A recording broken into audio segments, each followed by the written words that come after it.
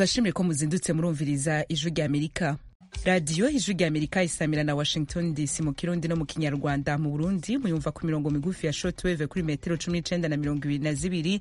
Mu Rwanda mukatwumva kuri FM 104 n'ibice bitatu vy'ijwi ry'Amerika. Ikaze mu makuru yo muri kino gitondo mugiye gushikirizwa na jewe Diane Nininahazwe.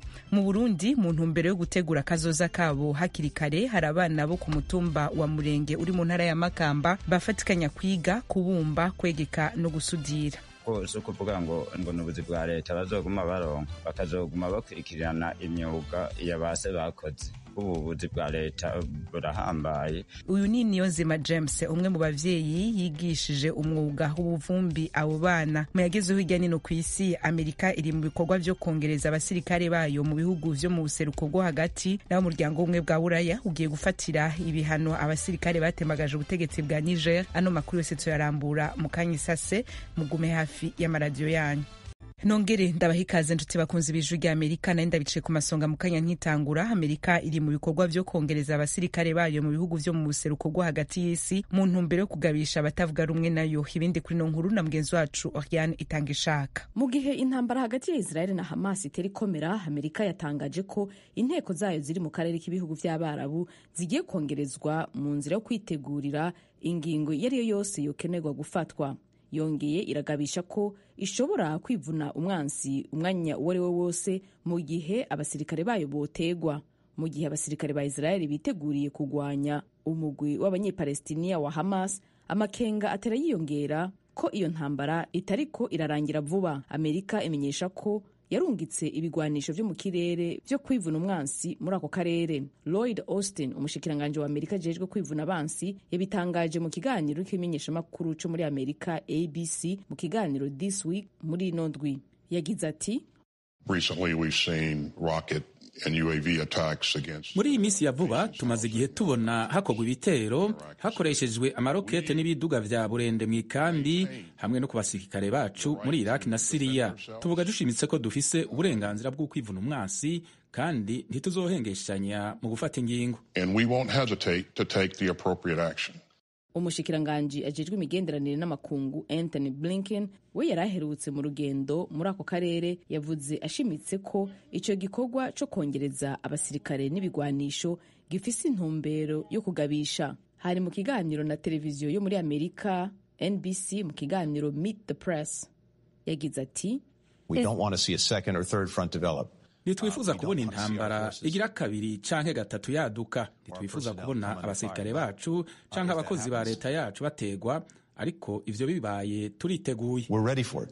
Oriane Itangishaka, urakoze. Tukivuga ivy'intambara ya Hamas na Israel, Turki yarayirungikiye Misiri izindi ndege zibiri zijanye imfashanyo mu ntara ya Gaza ejo ni Mukankusi. Turukiya yohereje izo ndege zitwaye imizigo uyu munsi kuwa mbere, harimo ibikoresho n'ibindi byangombwa by'ubuvuzi.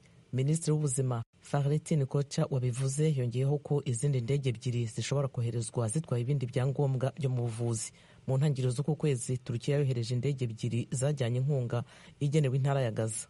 Ejo ku cyumweru Misiri yohereje itsinda ry'abaganga n'ibyangombwa byo mu buvuzi mu Misiri, ivuga ko Ankara yiteguye kuvurira muri Turukiya abanyepalestina bakomeretse igihe byaba ngombwa no gushyiraho ibitaro byimukanwa ku kibuga cy'indege El Arish cya Misiri ni Rafa. Mu butumwa kuri X yahoze yitwa Twitter, Koca yavuze ko indege zitwaye imizigo y'imiti, imashini zitanga umuriro w'amashanyarazi n'ibyangombwa byo mu buvuzi, ibikoresho byo kuryamishamo impinja zavutse zitagejeje igihe, imashini zo kwifashisha mu gusuzuma, ibikoresho by'isuku n'ibiribwa by'impinja. Mu bikoresho by'ubuvuzi uwo muyobozi yavuze ko harimo ibyo gukoresha ku ndembe, ameza yo kwifashisha ku bakeneye kubagwa, ibikoresho byo gukonjesha mu byumba, imashini zifasha kureba imbere mu mubiri hamwe n'ibikoresho nsimburangingo ku bakomerekeye mu bushyamirane. Indege nke zo gufasha mu by'ubuvuzi ziteganyijwe koherezwa mu ntara ya Gaza, mu gihe imfashanyo izava mu Misiri ijya muri Gaza izanyuzwa mu mihanda y'imodoka zihuta. Kugeza ubu amakamyo 3 arimo imfashanyo yinjiye muri Gaza aturutse Irafa. Gusa yatwaye igice gito cyane cy'ibyo abategetsi muri ONU bavuga ko bikenewe mu ntara ya Gaza ituwe n'abantu 2,300,000. Ijwi ry'Amerika, Washington DC, mu kirundi no mu kinyarwanda. Turabandanya n'amakuru tubafitiye muri kano gatondo. Ishami ry'umuryango w'ubumwe bwa Buraya ryateye intambwe mu bijanye n'amategeko aganisha guhana abasirikare batembagaje ubutegetsi bwa Niger ejo ni Mukankusi. Turacari kumwe.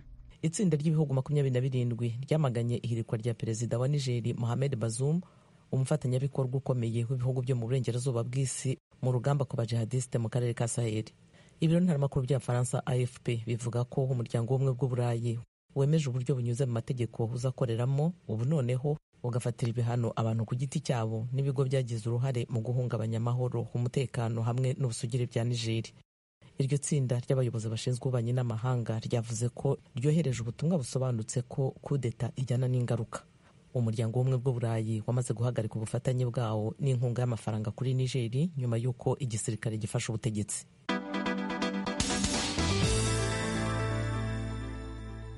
Barakoze bagenzi bacu kuri ano makuru y'ijya nino ku isi baduteguriye bakaba bahejeje kudushikiriza ayo mwumvise n'ayandi mushobora kongera kuyasanga kuri wezi 3 akaburungu radio yacu VOA akaburungu.com, adresse ya YouTube yacu, Instagram, Facebook na X ni VOA radio yacu. Mukanya tuja mu karere k'ibiyaga binini vya Afrika.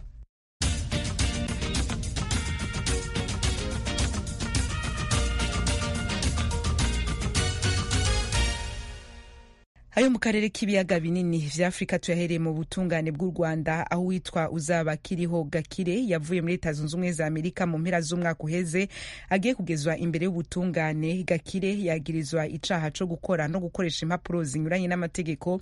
Eric Bagiruwubusa yarayadukurikiraniye urubanza rw'uwo mugabo yahoze ari umumenyesha makuru mu Rwanda.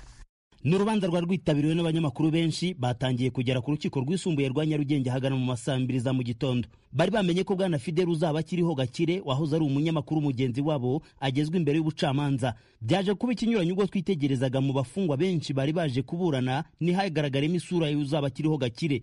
Nyamara yari yamenyesheje inshuti ze n'abavandimwe ko yagombaga kugezwa imbere y'umucamanza kuri uyu wa mbere.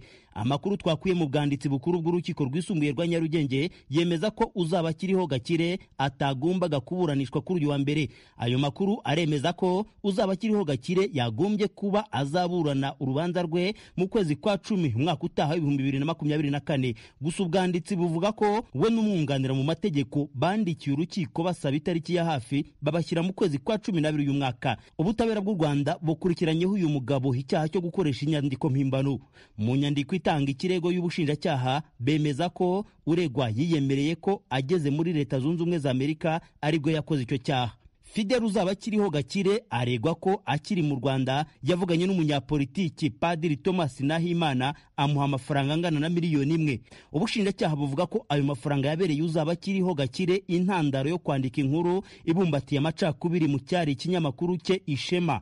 Fidel uzaba kiriho Gakire yavuye mu Rwanda mu ntangiriro z'ukwezi kwa 4 kwa 2018 yerekeza muri Leta Zunze Ubumwe za Amerika, aho ubushinjacyaha buvuga ko yabeshyaga ko agiye mu mahugurwa y'itangazamakuru. Mu nyandiko imurega buvuga ko nyuma yo kugera Hebwota Masimbi uzaba kiriho Gakire yahise yiyunga ku batavuga rumwe n'ubutegetsi buriho mu Rwanda. Buvuga ko yayobotse ishyaka Ishema ryari rikuriwe na Padiri Thomas Nahimana kugeza bashyizeho icyo bise Leta y'Abanyarwanda ikorera mu buhungiro. Muri iyo leta uregwa yari yahawe umwanya wa minisitiri ushinzwe abakozi n'umurimo. Ubushinjacyaha bumurega ko mu nama bakoze mu buryo bw'ikoranabuhanga Padiri Thomas Nahimana ari mu gihugu cy'Ubufaransa, Fidel uzaba kiriho Gakire ari muri Amerika bunguranye ibitekerezo byo guhimba agatabo k'inzira kazwi nka passport nyarwanda. Ako kari kuba icyangombwa cyagombaga kujya gihabwa abayoboke b'ishyaka uhereye ku bagize guverinoma ikorera mu buhungiro. Nagatabo inyandiko itanga ikirego igaragaza ko kagombaga kugura amadolari 85 y'abanyamerika, ni ukuvuga saga ibihumbi 100 mu mafaranga y'amanyarwanda. Ni icyangombwa cyagombaga kujya kiranga impunzi ziba mu mahanga. Ubushinjacyaha buvuga ko bwana Fidel uzaba kiriho Gakire nk'umuntu wari wagizwe minisitiri w'abakozi n'umurimo yafashe ya mbere mu kugura ko gatabo. Ako bwemeza ko ari nako inzego zibishinzwe zamusanganye agikandagira ku butaka bw'u Rwanda ku kibuga mpuzamahanga cy'indege cya Kigali Kanombe. Hakomeza kuzamuka urujijo ku buryo uyu mugabo yaba yarageze ku butaka bw'u Rwanda. Bamwe bakeka ko uzaba kiriho Gakire yaba yarirukanywe ku butaka bwa Amerika, abandi bakemeza ko nyir'ubwite yaba yarizanye abonye ubuzima bumugoye. Ubu arafunzwe, ariko uburyo afunzwemo ntibwigeze busobanurwa. Gusa mu nyandiko itanga ikirego cy'ubushinjacyaha ubwanditsi bw'urukiko rwisumbuye rwa Nyarugenge bwatubwiye ko muri dosiye y'uregwa biboneka ko uzaba akiriho Gakire yaba yaraburaniye mu rukiko rw'ibanze rwa Kicukiro ku itariki ya 21 z'ukwezi kwa 10 2022. Abaye yaraburanye cyangwa ataraburanye byari kuba ari ku ngingo y'ifungwa n'ifungurwa ry'agateganyo. Amakuru agaragaza ko bwana Fidel uzaba akiriho Gakire yaba yarakoze itangazamakuru mu gihe kiri hejuru y'imyaka 10, ariyongera ku bandi banyamakuru 4 b'Abanyarwanda bafunzwe kugeza ubu. Biteganijwe ko niba nta gihinduka azaburana urubanza rwe mu mizi ku itariki 5 z'ukwezi kwa 12 uyu mwaka. Bagira ubusa ry'Amerika i Kigali. Amakuru yatureka tuce tuyabandaniriza kuri no nkuru y'abana 6 bo ku mutumba wa Murenge uri muri zone Gitaba intara na commune ya Makamba bagiye hamwe kugira ngo biteze imbere, barabumba, bagasudira, bakegeka inzuki, bakongera bagafatikanya no kwiga. Ico basaba abarongoye commune Makamba no kubafata mu mugongo kugira ngo impano zabo ziseruke zizobafashe kwibeshaho batarinze gusaba akazi muri leta. Inkuru ry'Amerika yateguye iciye ku bakunzi bayo muri Makamba mu isomerwa na Thierry Ndayishimiye. Nishuri hamwe ry'abana 6 bafise hagati y'imyaka 18 na 15 bakaba baba ku murenge wa zone Gitaba imakamba. Twabasanze bose bakuraniye ku barongoye bariko barabumba. Ni mu kiga ahantu hihishije kandi haga kuko ni mu nzu y'ababyeyi babo bayigira neza Grace. Hari amakaro, amategura, ibikono bateramwe amashugwe, imbabura, igikoresho cakira umuyaga nkuba mu gihe cyo guteranya ibyuma. Abo bana 6 bose n'abanyeshure. Urongoye iryo shirahamwe ni umwigeme igira neza Grace nawe nyene n'umunyeshure. Yatanguye kubumba afise imyaka 10 ubu akaba afise 18. Yatanguriye ku matafari kuko acira iruhande y'abahungu bari kubarayabumba yumva bikunze. Ibintu bijanye n'ivyo kubumba nabitanguye nkiri muto, kimwe gusa mbumba ibintu bitandukanye. Bijanye no kubumba amatafari nabitanguye niga 5e. Ibijanye navyo no kubumba ibintu by'ibishushanyo bimazemo nk'amezi 5. Ndabumba igishusho cyose niyumviye, yaba urufi cyaba agakoko nyene, inyoni, ikintu cyo gushiramwe amashugwe, amasahani, imbabura, amapave ajyaho hasi. Twaramubajije tuti none wewe byagenze gute ngo wige kubumba kandi utavuka mu bwoko tuzi ko ari bwo bukunda uwo mwuga? Igira neza Grace nawe ati jewe narabikunze gusa nta kindi, kandi bujya kubumba si umwuga w'abatwa kuko naho ndabyiga. Na mugenzi we ntiharirizwa Karine yabyize kubera ukubikunda kuko muhira atavyo bakora. Jewe iyo mpano papa wanje nta ndamubonana, ariko kugira ntangure kugira nte kwiga ivyo byo kubumba je narabibona nkabyifuza. Iyo ni impano yiwanje. Hama turaje hamwe mu yindi association twibwira yuko two kwiga ivyo bintu nyene kubibumba, hama ubu twatanguye kubibumba. Muri iryo shira hamwe barabumba kandi byari inkoko zibundikiriramwe amagi kugira zishobore kuyafuka yose. Dushimira Imana Aimable yiga mu mwaka wa 6 akaba afise imyaka 15. Irashobora guhubaza yariyo yikoreye icari. Turashobora kugira rishoboye guhubaza nawe urumva ko ubuhaye urahomba. Natwe twaciye twiyumvira gukora ivyo vyari. Turashobora gusasamwa ikintu tudakubona ko gitanga ivyuya, hama nayo amagi kajizira hindukiza ikizirimenya yonyene. Icari dupfa gukora ico tubonye ntidukora twisunza amagi nko keba yataye. Kuno tutangura tukagikora tukagishira ngaho, hari gihe zaduka zita utamenya ko zigirante ko zoba zigomba guta, igaca usanga yatayemwo nawe ucushiramwo nk'ibintu bishobora kuzana utwuya kacibundikiriramwo. Muri iryo shirahamwe ry'abana barorora kandi n'inzuki. Dushimira Imana Aimable ati icatumye dutangura umwuga w'ubuvumbi nuko twabona abantu baronka amafaranga menshi muri uwo mwuga. Ikindi cadushituye ni shavu. Twarasaba ubuki ababwegetse bakatwima, duca turafata ingingo yo korora inzuki kugira tubwironkere. Igira neza Grace nubwo ari umwigeme yarabumbye amatafari arubaka inzu kwitongo kwase. Icatumye yubaka kwari kuraba ko abakobwa bo batoshobora kubaka inzu. Uwo muyabaga yarize n'umwuga wo gusudira, ashitse ku ntambwe yo gusudira amamashine avomera. None ubwo abo bana bafatikanya gute ibikorwa by'ishira hamwe no kwiga? Igira neza Grace: ndakora aho ngejeje nkacamanza nkahagarika nkaca niga. Mpejije kwiga rero icyo camanza nkafata umwanya wo kuryama kugira ngo ntibincanke mu mutwe kandi sinibagira ivyo nize kandi cakindi sinze kugikora nabi. Ntiharirizwa Karine w'imyaka 13 yaragabuye iminsi y'ivyo bikorwa. Jewe ishuri riragera umwanya waryo, nk'ubu mwijoro umwanya wose ni umwanya wo kwiga ibyo kwishuri, no ku murango kweri ndiga iby'ishuri kuko ntaha ku mugoroba. Hama uwo mwuga nawo wo kugira ne wo kubumba n'ubwegetsi, hama ku munsi wa Mungu ndose akanya akaba ari hene njya kuwo mugo. None abo bana umutahe wo gutangura ivyo bikorwa bawukuye he? Ntiharirizwa Karine ati twatanguye dukora utundi dukorwa twaduhaye yo gutanguza. Nayo igira neza Grace ati ayo dukoresha tuyahabwa n'ababa baduhaye akazi. Hatwe nk'umuri make nta mutahe dufise, uje gukoresha turakubwira ati zana ibikoresho ibi, hama tugafatira ibikoresho wazanye, twebwe duhembera ubufundi. Nta bikoresho dufise, nta mutahe, nta nyungu ndende iri tuba dufise twebwe. Inyungu dufise nuko dukoresha umutwe gusa. Ariko abavyeyi babo baraja barabafashisha ibikoresho bimwe bimwe. Kabura Christine arabona ko abo bana bakiri mu ntango kandi ko bakwiye gushigikirwa. Niyonzima James umwe mu bavyeyi yabigishije umwuga w'ubuvumbi asigura ko yabikoze kugira abana ntibagume bahanze amaso leta ngo nizo bakazi kabatunga. Je nagishimye ingene n'ubu abana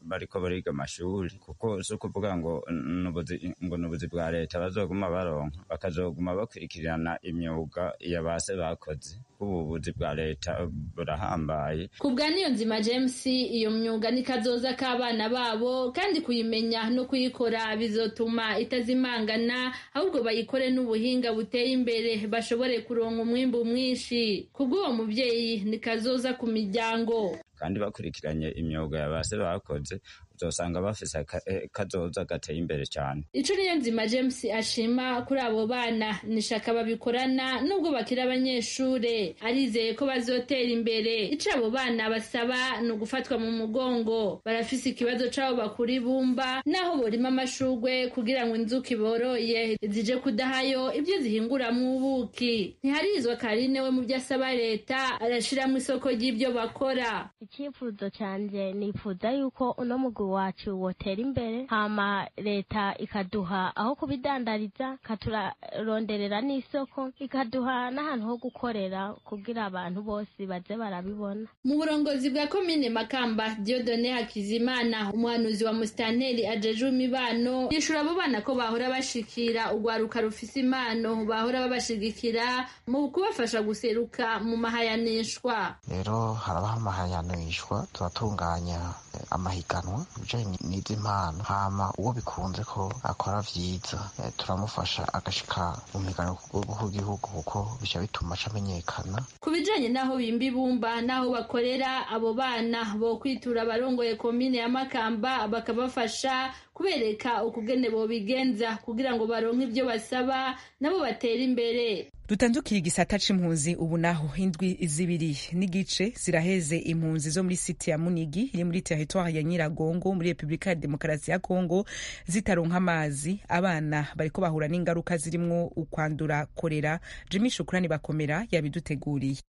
Site ya Munigi ni imwe mu nkambi zakiriye abahunze imirwano mu burasirazuba bwa Republika ya Demokarasi ya Kongo. Iri mu teritwari ya Nyiragongo mu grupema ya Munigi hamwe n'ibiro by'ubuyobozi bwa sheferi ya Bukumu. Aha ni hamwe n'ishuri ry'ibanze rya Munigi ku muhanda mugari uva mu Rucuru. Iyi nkambi iri mu birometero 2 gusa ni Akanyarucinya. Kugeza ubu inkambi ya Akanyarucinya ifatwa nkaho ari ifite impunzi nyinshi kurusha izindi zose muri teritwari ya Nyiragongo. Ubuyobozi bw'iyi nkambi bwemeza ko kugeza ubu hamaze kwakirwa impunzi zibarirwa mu bihumbi 17, ariko 88 muri zo akaba ari abana n'abagore. Teritwari ya Nyiragongo ubu yugarijwe n'ikibazo cy'ibura ry'amazi mu duce twose tuyigize. Ibi rero bikaba bigira ingaruka mbi ku buzima bw'abaturage bayo mu buzima bwa buri munsi. Kimwe n'abandi baturage bo mu teritwari ya Nyiragongo, impunzi zo muri site ya Munigi zitewe impungenge n'ikibazo cy'ibura ry'amazi kizugarije. Izi mpunzi zaganiye n'ijwi ry'Amerika. Turahwereye n'amazi, nta mazi dufite, ibyumweru bibaye 2 tutabona amazi, kandi amazi adufasha mu buryo bwinshi, akoropa ya mawese,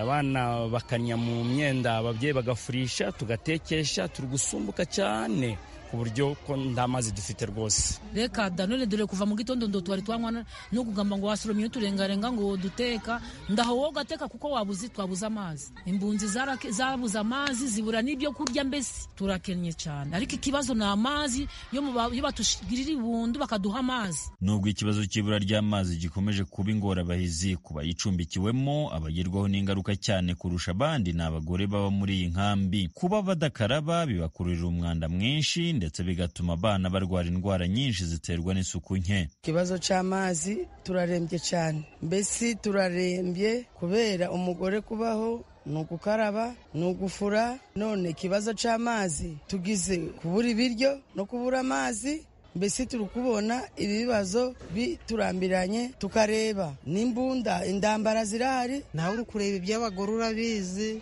ubwo iyo byabaye nga gucyo ndiyuva mu nzu atagira amazi, ndadufaranga two kujya kugura igaro ry'amazi, najyo kujya kurigurana n'ikindi gihugu nabwo wagarayo ukagabura, mbese hano turarembye. Imakile Niyonsenga ni umugore w'imyaka 48, ari kumwe n'abana be 7 muri iyi nkambi. Mbo twari dufite hano amazi nyine baragajanye, ariko icyo mugomba kubamo twibukaho ni amazi, kuko ndo tugifura amawese garacyafuse, ndo tugigakoropa, mbese nyine n'ubugwayi burinjira kubera ikibazo cy'amazi. Amazi yabaduhaga NRC bitabana 7.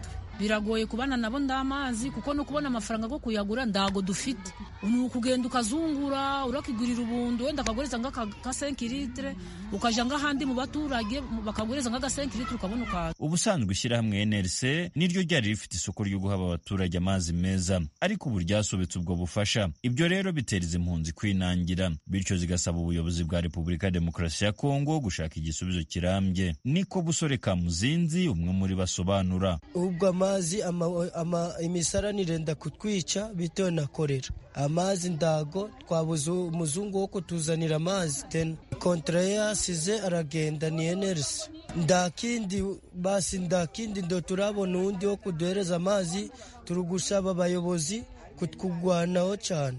Izi mpunzi zirasaba ko leta yazitabara vuba na bwangu, kuko ingorane zikomeje kuzibaho urusobe. Turugusaba ubuyobozi kudufasha bakatuzanira amazi, wenda nguturyo bakatufasha cyane, ngo tato turi kuyangana, ariko inzara tu ubuyobozi kugira ngo butugwaneho bwo dutabara bukaduhereza amazi, kubera amazi niko ga mbere kusi, bakadukiza mbese ino mbata. Ndabwo turagira ibibazo by'indambara ngo tugire no kubura amazi, twarahunze tumaze kurembera ino. Tumabwo natanga ku guverinoma ni kumva ko badufasha bakaduhereza amazi, bakatwitaho ndetse bakaduha n'imiti. Ubwo twashakaga kumenya icyo ubuyobozi buteganya gukora kuri iki kibazo cy'ibura ry'amazi muri iyi nkambi, twavuganye na Bwana Michel Munene, umuyobozi wungirije w'ikigo gishinzwe gutanga amazi meza Regideso mu teritwari ya Nyiragongo. Yadusubije agira ati: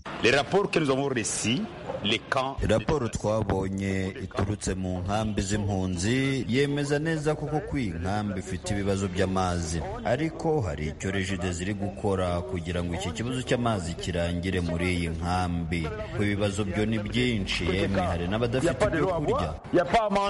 Uretse kuba muri iyi nkambi haboneka mu ibura ry'amazi, ubusanzwe teritwari ya Nyiragongo igenda irwana n'ibibazo nk'ibi, cyane cyane mu bihe by'impeshyi, dore ko nta migezi itemba amazi abarizwa muri iyi teritwari. Abaturage bavoma amazi kuri za robine zubatswe aho zifatira amazi mu kiyaga cya Kivu ndetse no ku migezi yo mu teritwari ya Rucuru. Leta ya Repubulika ya Demokarasi ya Kongo ntabwo irashyiraho umugambi wihariye wo guha abaturage bo mu teritwari ya Nyiragongo amazi. Jimmy Shukurani Bakomera, Ijwi ry'Amerika, Igoma. Tukiri mu gisata c'impunzi tubamenyesha ko Ijwi ry'Amerika tugiye kuza turabashikiriza urukurikirane rw'inkuru zihariye ku buzima bw'impunzi ziri mu ikambi ya Nakivala iri muri Uganda. Urukurikirane rw'izo nkuru rero reka tugugururire kuri ino nkuru itubwira ingene amabanki yubatswe muri iyo kambi ya Nakivale akora mu gufasha impunzi. Ignatius Bahizi.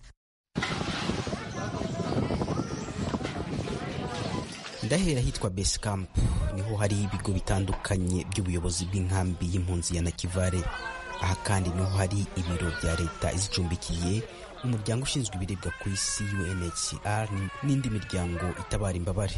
Ni ahantu bigaragara ko hateye imbere kurusha ibindi bice by'inkambi, kandi hari n'izindi serivisi nk'amaresitora, amaduka, amasoko n'ibindi. hafi y'ibiro bya UNHCR hari ishami rya Equity Bank, kandi hano niho nasanze abakozi b'iyo banki bafashe impunzi zaje kubera impamvu zitandukanye, zirimo kureba niba amafaranga yaba yageze ku makarita ziyafatiraho. So this is account opening form. Twari twaje mu kibazo cy'agakade kanze gusohora iseni, naje rero kugira ngo bampindurira kandi kari buzisohore kuko bambwiye ngo akandi karapfuye. Ibihe bibazo mukunze guhura nabyo mu gufata amafaranga kuri kade? Hari igihe umuntu aza agasanga amashanyarazi yahagaze, ugasanga nyine ntibari bugukorera, ugasubirayo bikagusaba kuzagaruka, ugasanga rero n'ubundi ni ibibazo nanone wongereye kuri bya bindi wari ufite. Izi mpunzi zaje kubikuza amafaranga y'ibiribwa ya buri kwezi afite agaciro k'amashiringi ya Uganda 12,000 angana n'amadolari 3. Benshi barinubira ko ari amafaranga make cyane yo gutunga umuntu ukwezi, ariko nta kundi bagomba kuyafata.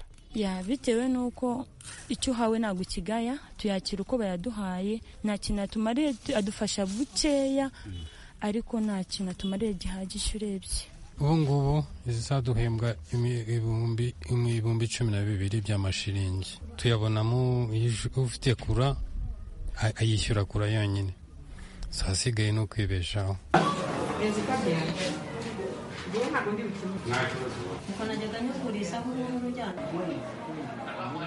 Aho ni imbere muri banki, ninjiye mu nsanga abakozi bafasha impunzi, ariko bamwe ntabwo bari bishimiye kuko batashoboraga kubona amafaranga ku makarita yabo. Twari gufata amafaranga. Hari bababwiye ko arimo? Baratubwiye ngo tube dutegereje, ntabwo turabimenya ko nimba hari nimba atanahari. Mama muraho? Naho neza. Nawe narashaka amafaranga y'abana b'ishuri, bambwiye ngo mbe ndenze ngariho. Utetse gufata ngahe? Ayishuri ubu najyaga mfata umutwaye 6 ku mwana umwe. Ninafashe bari bamaye umwana umwe ubushize. Iyo umwana ni 60,000? Twari 6 niba bari bamaye ubushize, ubu nibe bari bamaye twari 3. Naye kuguramo nyine udutabo tw'abana ko kubarihira baba baraduhaye, baba babasangira ku ishuri. Mama muraho? Serivisi bagukoreye hano?